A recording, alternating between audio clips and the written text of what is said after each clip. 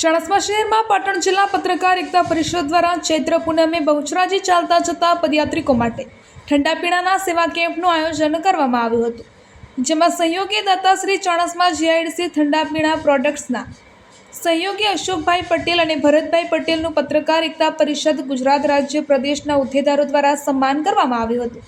પાટણ જિલ્લા પત્રકાર એકતા પરિષદ દ્વારા દર વર્ષની જેમ આ વર્ષે પણ ચાલતા જતા પદયાત્રિકો માટે ઠંડા પીણાના સેવા કેમ્પનું ભવ્ય આયોજન કરવામાં આવ્યું હતું, જેમાં મોટી સંખ્યામાં માય ભક્તોએ સેવાનો લાભ લીધો હતો।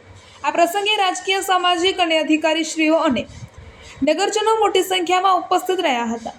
પાટણ જિલ્લા પત્રકાર એકતા પરિષદ દ્વારા તમામ દાતાશ્રીઓનું સન્માન કરવામાં આવ્યું હતું।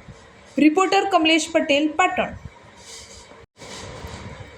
ચાણસ્મા શહેરમાં પાટણ જિલ્લા પત્રકાર એકતા પરિષદ દ્વારા ચૈત્ર પૂનમે બહુચરાજી ચાલતા જતા પદયાત્રિકો માટે ઠંડા પીણાના સેવા કેમ્પનું આયોજન કરવામાં આવ્યું હતું, જેમાં સહયોગી દાતા શ્રી ચાણસ્મા જીઆઈડીસી ઠંડા પીણા પ્રોડક્ટ્સના સહયોગી અશોકભાઈ પટેલ અને ભરતભાઈ પટેલનું પત્રકાર એકતા પરિષદ ગુજરાત રાજ્ય પ્રદેશના હોદ્દેદારો દ્વારા સન્માન કરવામાં આવ્યું હતું।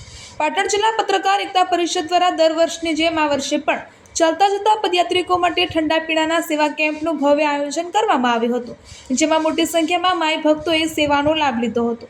આ પ્રસંગે રાજકીય, સામાજિક અને અધિકારીશ્રીઓ અને નગરજનો મોટી સંખ્યામાં ઉપસ્થિત રહ્યા હતા।